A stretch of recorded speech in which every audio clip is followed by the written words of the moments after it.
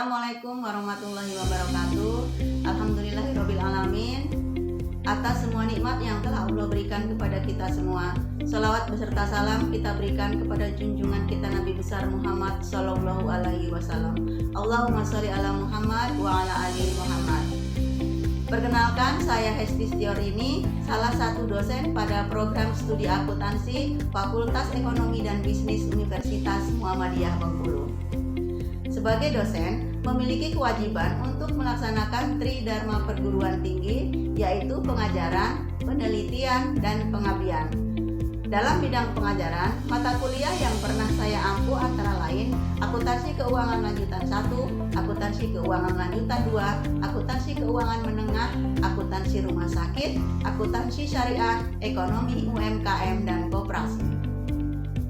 Adapun model pembelajaran yang saya gunakan yaitu Delivery Interaction Assessment yang biasa disingkat dengan DIA, yang mana delivery merupakan proses penyampaian materi dengan baik kepada mahasiswa agar mudah dipahami. Pada kegiatan ini, saya menggunakan modul ajar yang sudah saya siapkan dengan menggunakan kalimat yang mudah dipahami beserta contoh soal dan latihan agar mahasiswa lebih memahami materi yang saya berikan. Saya juga menggunakan PPT yang saya buat semenarik mungkin agar mahasiswa senang dan fokus saat saya sedang menjelaskan menggunakan PPT. Interaction merupakan interaksi antara dosen dengan mahasiswa ataupun interaksi antara mahasiswa dengan mahasiswa. Hal ini saya lakukan saat kegiatan diskusi kelompok maupun tanya jawab saat penyampaian materi perkuliahan. Assessment merupakan adanya pemberian tugas yang diberikan kepada mahasiswa dan evaluasi untuk mengukur tingkat pemahaman mahasiswa dalam menerima pembelajaran yang telah disampaikan. Kegiatan ini saya lakukan saat memberikan soal latihan, tugas kelompok dan tugas mandiri, UTS dan UAS, serta keaktifan mahasiswa di kelas. Baiklah, saya akan menjelaskan salah satu mata kuliah yang sedang saya ampu, yaitu mata kuliah akuntansi keuangan lanjutan 2 dengan kode mata kuliah WP020208.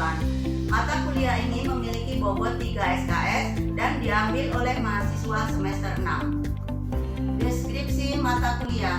Mata kuliah ini bertujuan memberikan kemampuan dalam menguasai konsep pencatatan akuntansi yang berkaitan dengan penggabungan usaha, mekanisme pencatatan dan penyusunan laporan keuangan konsolidasi, serta masalah-masalah khusus dalam menyusun laporan keuangan konsolidasi, perusahaan induk dan anak, serta pencatatan akuntansi transaksi persekutuan dan cabang perusahaan.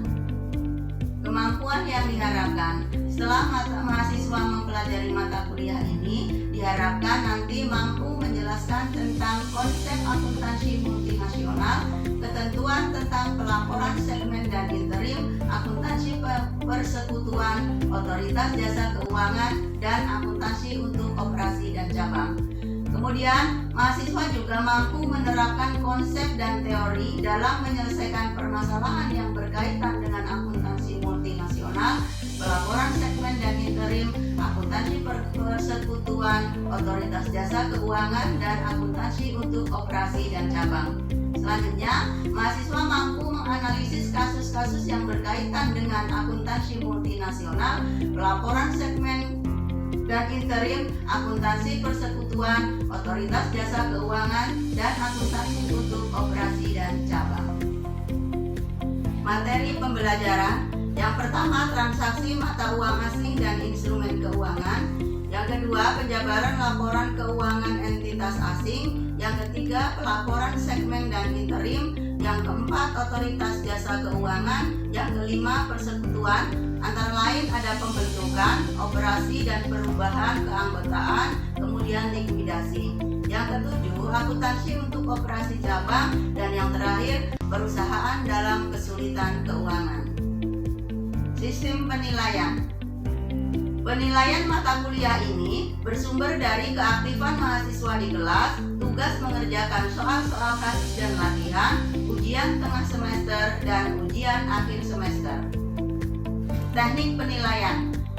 Penilaian pencapaian pembelajaran dilakukan pada ranah sikap, pengetahuan, dan keterampilan, di mana penilaian ranah sikap dilakukan melalui observasi, penilaian aspek pribadi yang menekankan pada aspek beriman, berakhlak mulia, percaya diri, disiplin, dan bertanggung jawab dalam berinteraksi secara efektif dengan lingkungan.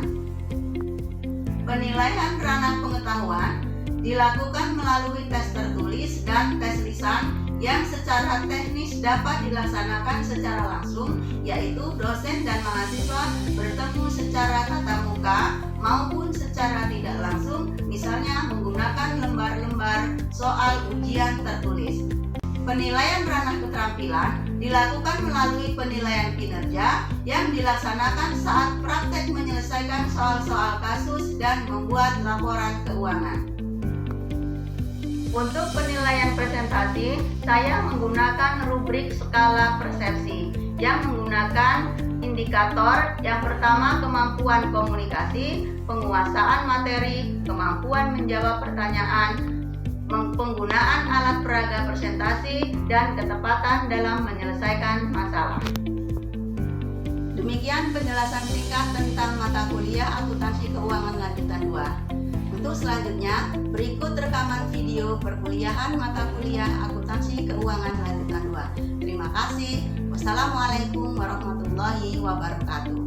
Waalaikumsalam warahmatullahi wabarakatuh. Waalaikumsalam warahmatullahi wabarakatuh. Terima kasih. Gimana kabarnya, sehat semua? Alhamdulillah. Alhamdulillah. Oke, sebelum kita mulai belajar atau melanjutkan materi, lebih baik kita berdoa sebentar ya. Oke, silakan berdoa, dimulai.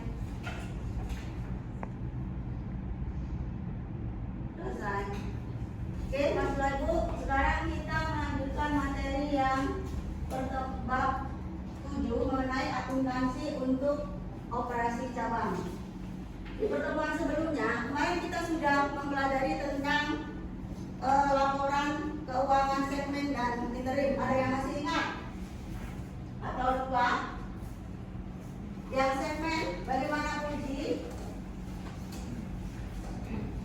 Gimana laporan segmen Puji? Laporan segmen itu dibuat Oleh perusahaan, tapi dalam jangka waktu 1 bulan. Oke, ada yang lain tambahannya? Yang interim, Lucy, bagaimana Lucy? Laporan interim adalah laporan menyediakan informasi mengenai kondisi terkini perusahaan, yang mana laporan interim ini dibuat 3 bulan sekali, 2 bulan atau tiap bulan, atau 1 tahun. Oke, bagus. Oke, sekarang kita yang materi selanjutnya kita mengenai akuntansi untuk operasi dan cabang. Sampai pembelajaran setelah nanti kalian mempelajari materi ini, diharapkan nanti bisa menjelaskan tentang perbedaan antara agen penjualan dan cabang, kemudian sistem akuntansi dan entitas akuntansi. Yang ketiga, nanti akuntansi untuk agen penjualan. Yang keempat, akuntansi untuk operasi dan cabang. Salah satu cara untuk perluasan penggabungan usaha yaitu melalui pendekatan eksternal dan internal. Ada yang masih ingat Vera? Yang eksternal bagaimana Vera? Yang eksternal bagaimana? Eksternal dilakukan mengakuisisi perusahaan lain dengan kombinasi bisnis. Oke, yang eksternal caranya gimana? Dengan mengakuisisi perusahaan lain dengan kombinasi bisnis. Contohnya gimana coba? Yang akuisisi, misalnya yang sama perusahaan yang sejenis. Apa contohnya? Contohnya kayak Gojek Tokopedia. Oh, gimana? Jadi perusahaan dari Gojek dan Tokopedia itu mengakuisisi, jadi dia bergabung begitu. Oke, jadi sekarang sudah besar ya kan? Iya, sudah besar. Nah, kalau yang internal, ini yang internal, Era, coba Era. Jadi kalau pendekatan internal itu dilakukan dengan pembahasan tambahan atau membagi banyak orang baru. Oke, itu contohnya.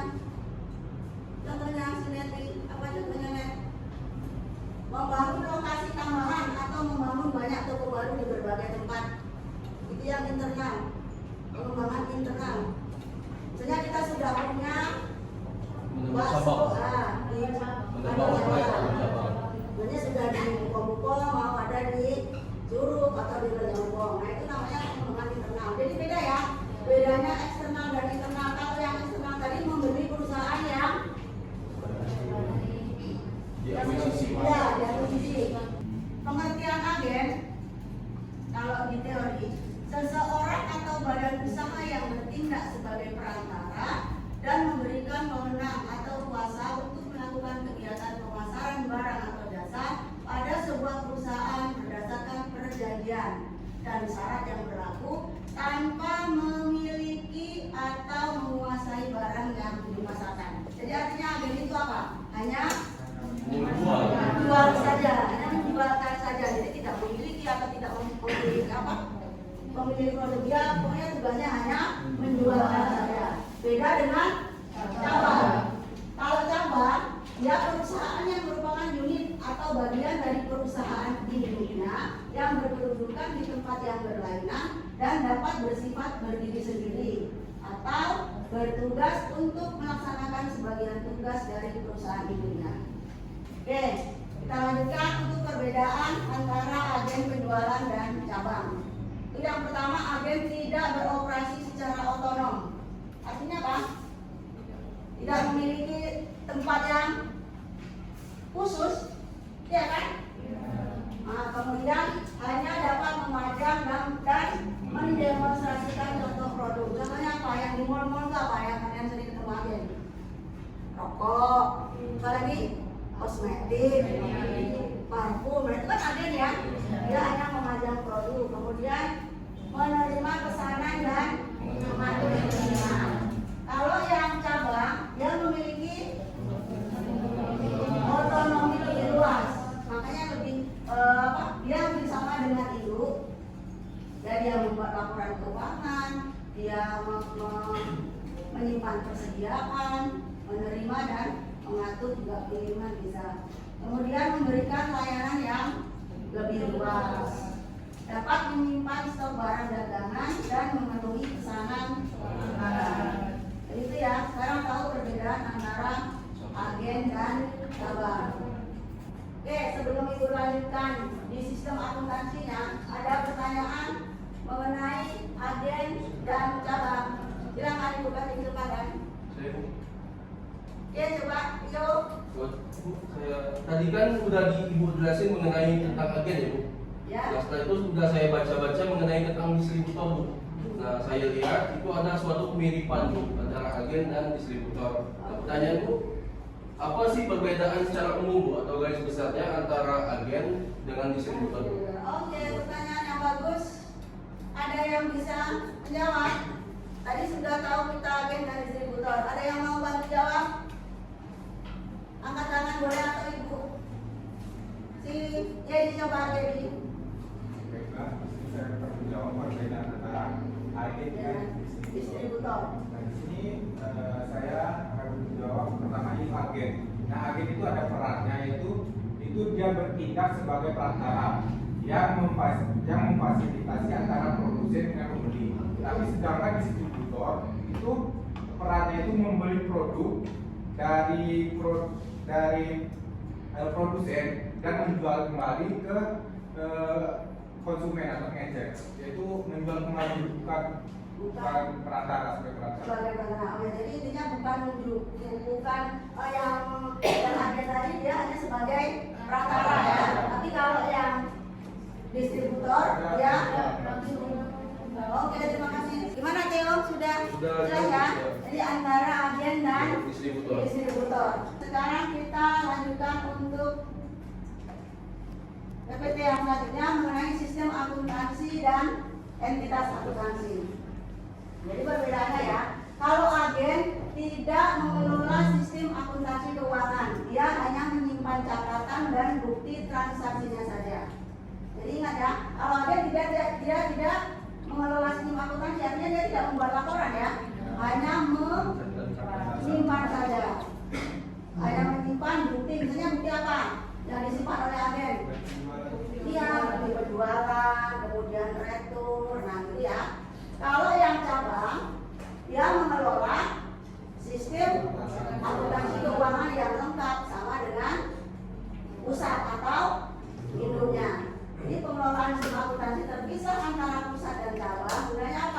memberikan pengendalian yang lebih baik terhadap operasi dan memungkinkan manajemen puncak menilai kinerja masing-masing.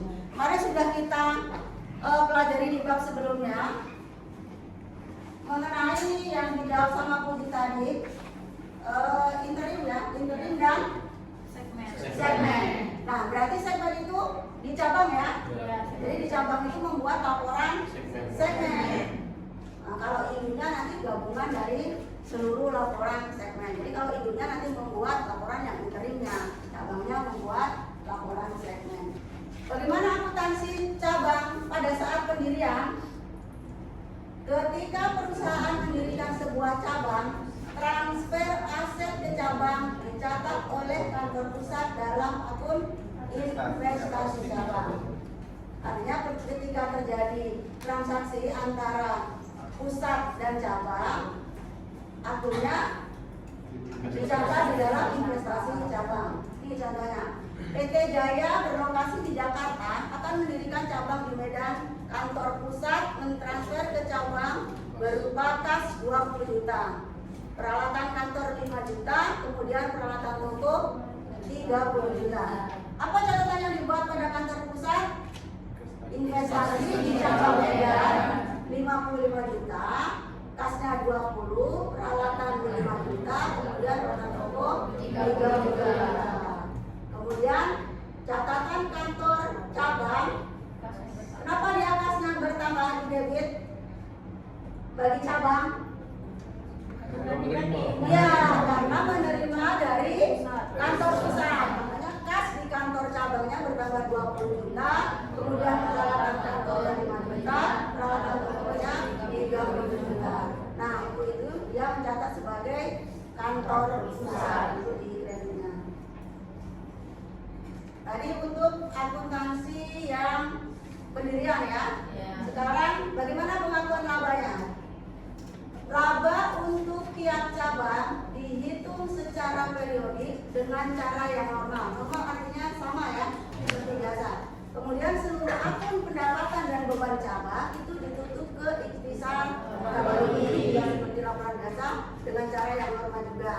Kemudian saldo ikhtisar laba rugi menunjukkan laba cabang pada satu periode dan ditutup ke akun kantor pusat. Contohnya, biar lebih jelas kita akan contohnya. Asumsikan akun ikhtisar laba rugi cabang Medan memiliki saldo kredit. Artinya apa? Dia untung atau rugi? Ini di cabang ya, memiliki saldo ikhtisar laba rugi di sebelah kredit. Artinya apa? Untung atau rugi? Untung, laba ya. Karena laba bertambah di sebelah kredit. Nah, catatan untuk kantor cabang berarti ikhtisar laba ruginya 63 juta, kantor pusatnya 63 juta. Nah, catatan kantor pusat setelah menerima laporan dari cabang, investasi cabang Medan sebesar 63 juta, laba 63 juta. Kalau rugi gimana jurnalnya? Gimana? Yang dibuat di sini nih, kantor cabang, gimana?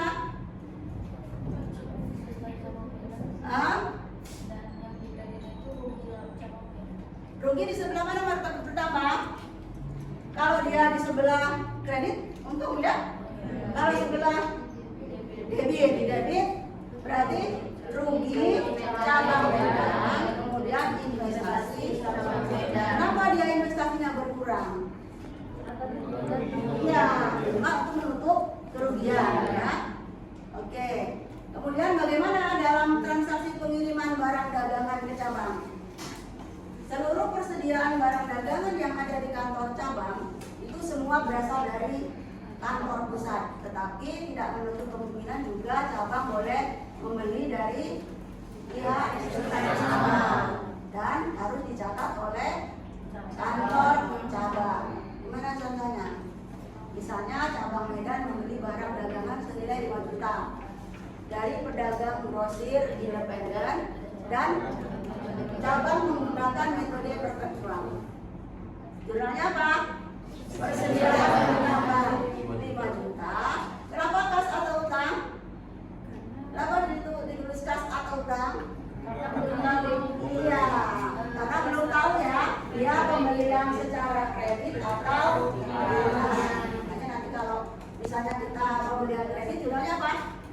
persediaan pada Oke, kita lanjutkan. Ketika persediaan ditransfer dari kantor pusat ke kantor cabang, baik kantor pusat maupun kantor cabang harus mencatat Transfer. harga transfer ya. Itu harga transfer. Barang dagangan yang ditransfer dari kantor pusat ke kantor cabang itu dicatat sebesar di kantor pusat. Oke, kita lihat contohnya biar lebih enak. Kantor pusat mentransfer persediaan dengan harga 8 juta ke cabang Medan. Gunanya apa kantor pusat? Oke, kenapa persediaan di pusat berkurang? Karena tadi dia mau Iya, karena pusat mentransfer ke cabang. Persediaan di pusat jadi berkurang. Yang di cabang bagaimana? Persediaan bertambah. Kantor pusat juga bertambah lah. Artinya itu modal kantor pusat bertambah persediaannya. Jadi persediaan kita bertambah. Apapun yang berhubungan dengan kantor pusat dia bertambah kan? Iya.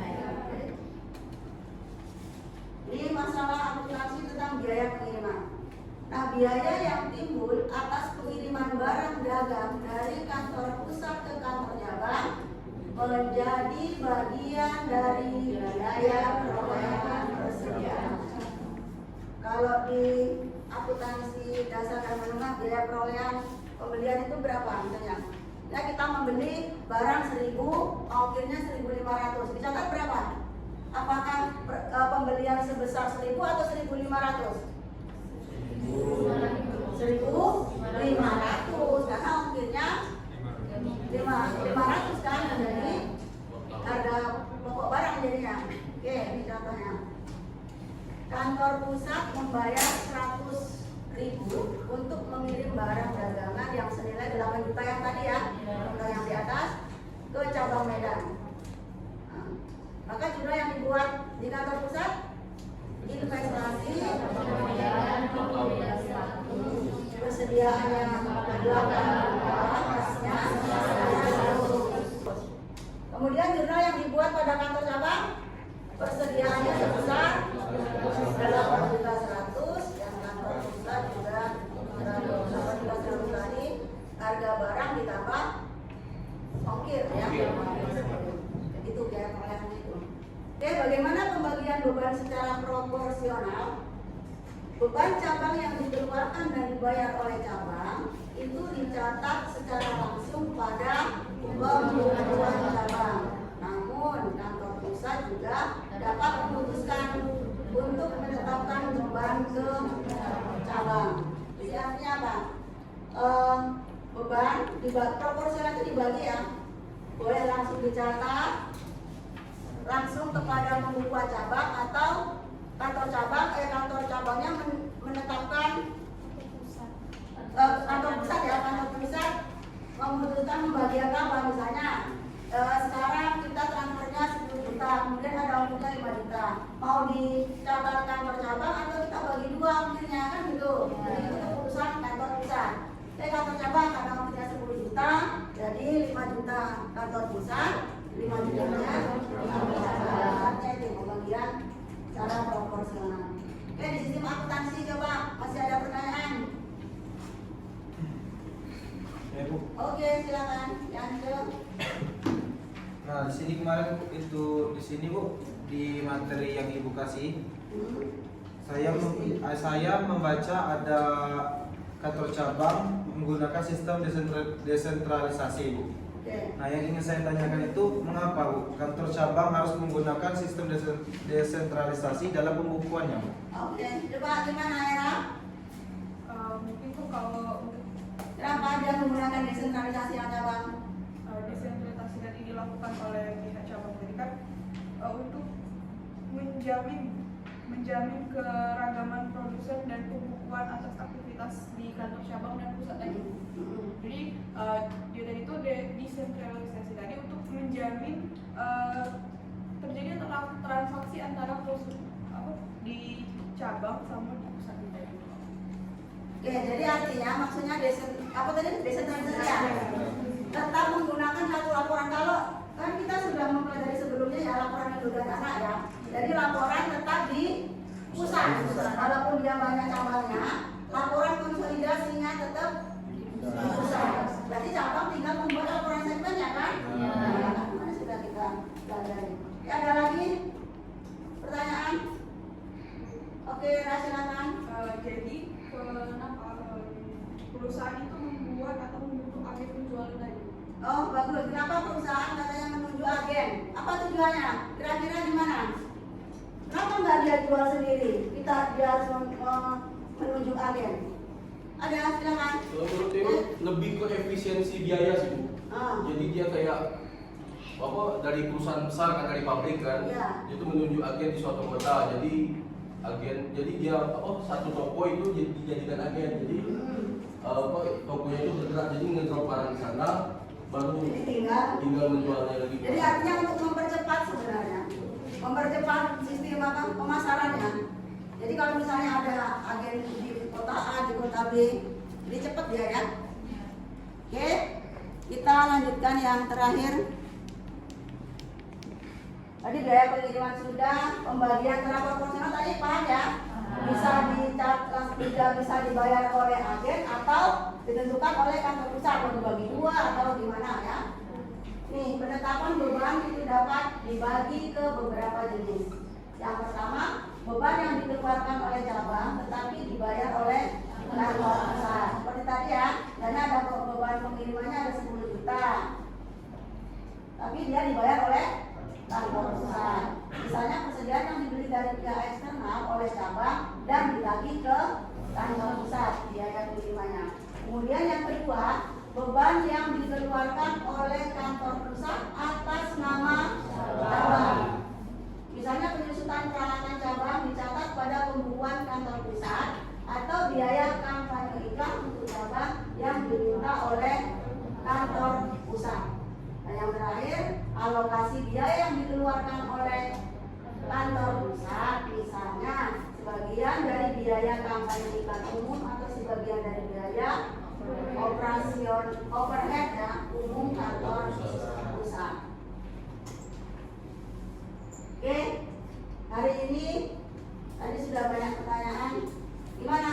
Sudah paham mengenai kantor cabang dan agen? Sudah paham ya? Tugasnya itu untuk minggu depan kan kita dalam satu materi itu ada 2 pertemuan ya, satu pertemuan untuk materi, satunya untuk membahas tugas. Jadi untuk tugas dan latihannya kita fokuskan di pertemuan minggu depan. Oke, terima kasih banyak untuk pertemuan hari ini. Mudah-mudahan tujuan atau harapan ibu yang pertama tadi bisa tercapai ya. Jadi sudah tahu kan perbedaan agen dan cabang, kemudian bagaimana sistem akuntansinya, akuntansi keuangan agen, kemudian akuntansi untuk operasi cabang. Lebih dan kurang ibu mohon maaf, sampai ketemu di minggu depan ya. Oke, kita tutup pertemuan ini dengan sama-sama membaca Al-Fatihah.